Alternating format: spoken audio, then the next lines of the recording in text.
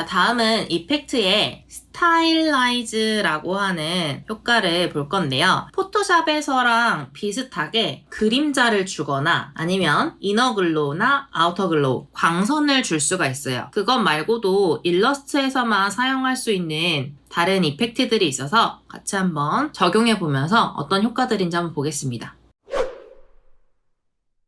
자, 첫 번째, 드롭 섀도우. 도형을 선택하시고 이펙트에 일러스트 이펙트에 있는 스타일라이즈로 들어가셔야 돼요. 자, 스타일라이즈에 드롭 섀도우 선택하시면 옵션 창이 이렇게 뜨는데요. 자, 그림자는 모드가 멀티플라이, 곱하기 모드로 되어 있어야 되고요. 오파시티는 그림자의 투명도 지정해서 적절한 투명도를 넣어주시면 되고요. 자, 이 옵셋 값이 중요한데요. 옵셋 값을 처음에 00, 블러도 우선은 0으로 둘게요. 자, 이렇게 000 해놓으면 그림자가 들어가지 않은 것처럼 보입니다. 자, X 옵셋에다가 양수값을 넣어주시면 자, 이렇게 그림자가 도형의 뒤에 생겨 있다가 위치 값이 오른쪽으로 움직여지는 거예요. 자, 다시 음수값을 주시면 X축, 수평 축을 기준으로 왼쪽으로 움직입니다. 다시 X 옵셋은 0으로 놓고요. Y 옵셋을 양수값을 주면 그림자는 아래쪽으로 내려와요. 수직축을 기준으로 양수값을 주면 아래쪽, 반대로 음수값을 주면요. 수직축을 기준으로 위로 올라갑니다. 그래서 왼쪽 상단에서 빛이 온다라고 한다면 X 옵셋에 양수값을 넣어주고 Y 옵셋에도 양수값을 넣어주시면 됩니다. 자, 그리고 블러 값은 그림자라고 하면 이 도형이랑 똑같은 크기로 바로 뒤에 생성이 되어 있는데요. 블러는 가장자리에 흐림 처리예요. 그래서 이 흐림도를 높여주시면 뒤에 생겨있는 그림자의 가장자리가 뿌옇게 블러 처리가 되면서 조금 확장되는 듯한 모습을 보실 수가 있습니다. 그래서 X 옵셋이나 Y 옵셋 값이 커질수록 그림자는 더 뒤로 간다 하니까 블러 값도 그만큼 더 크게 넣어주시면 돼요. 그리고 컬러라고 하는 이 옵션에서 그림자의 컬러도 바꾸실 수 있어요. 예를 들어서 이렇게 파란색으로 바꿔주시면 그림자의 색상도 파란색이 됩니다. 자, 그 다음 라운드 코너스인데요. 이거는 일러스트에서만 사용하실 수 있는 이펙트예요. 도형 셀렉션 툴로 선택하시고 이펙트에 스타일라이즈 라운드 코너 선택하시면 이 가장자리를 얼마만큼 둥글게 처리할 거냐 하는 건데요. 이 라디우스 값에 따라서 모서리가 점점점 둥글게 처리가 됩니다. 자, 그 다음은 페더라고 하는 건데요. 오브젝트 선택하시고 이펙트, 스타일라이즈, 페더 선택하셔서 여기도 마찬가지로 라디우스 값이 있어요. 자, 이 라디우스 값은 가장자리를 얼만큼 뿌옇게 할 거냐. 블러랑 좀 비슷한 느낌인데 블러는 바깥쪽으로 좀 퍼지는 반면에 페더는 안쪽으로 흐림도를 주는 이런 효과를 가집니다. 오케이.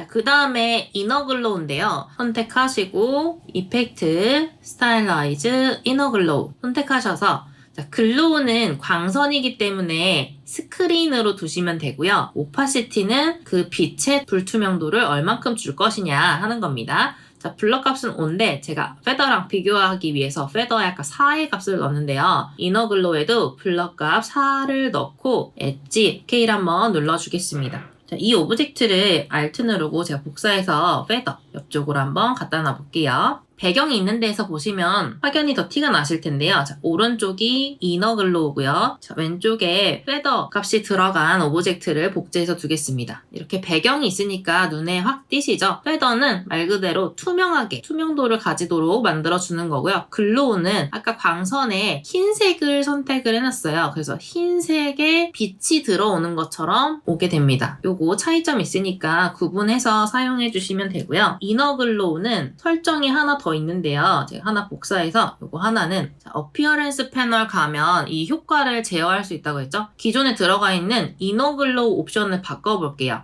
이미 엣지 부분에 글로우가 들어간 별 오브젝트를 선택하시고 어피어런스 패널 여셔서 여기 이너글로우가 들어가 있죠. 이렇게 눈을 감기면 효과를 잠깐 가릴 수가 있고 이너글로우를 클릭하시면 여기에 적용된 이펙트의 값을 다시 바꾸실 수 있는데요.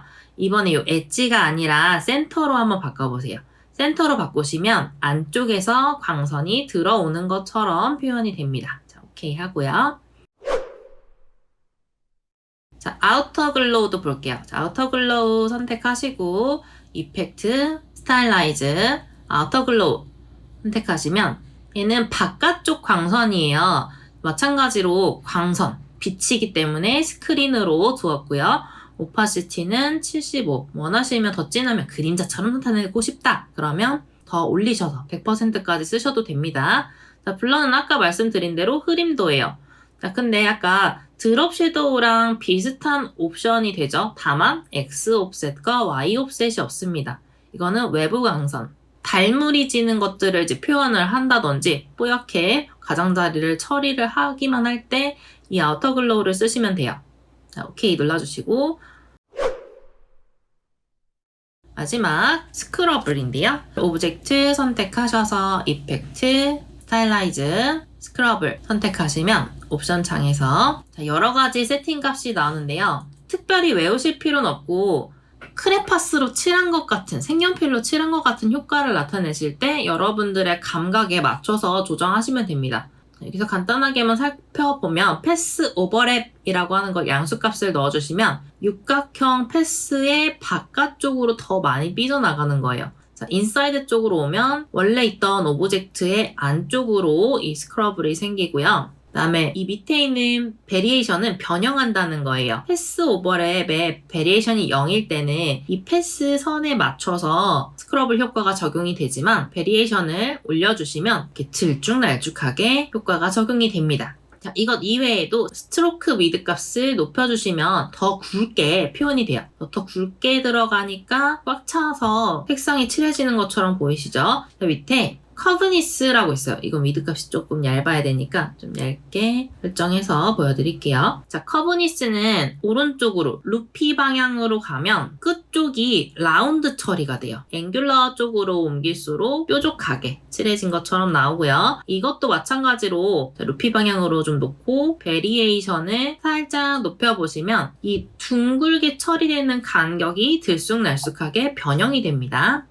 자, 다시 원상태로 놓고 스페이싱 부분은 간격이에요. 그래서 이 간격을 오른쪽으로 하면 더 넓게 처리를 해주는 거고요. 왼쪽으로 움직이면 더 가깝게. 선들이 더 개수가 많아지죠. 네, 이렇게 선들의 개수가 오른쪽으로 갈수록 점점점 더 적어져요. 간격이 넓어지기 때문에요. 자, 이것도 베리에이션을 하면 이 간격을 균일하지 않도록 적용해줍니다. 어떤 부분은 넓었다가 어떤 부분은 좁았다가 넓었다가 더 넓었다가 좀 더 넓었다가 도형이 크면 더 잘 보일 텐데 여러분들 실습하실 때 도형 크기 좀 크게 키우셔서 해보시면 되겠습니다. 자, 이번 시간은 여기까지고요. 저희는 다음 시간에 만날게요. 안녕. 이번 영상이 마음에 드셨다면 좋아요와 구독 눌러주세요.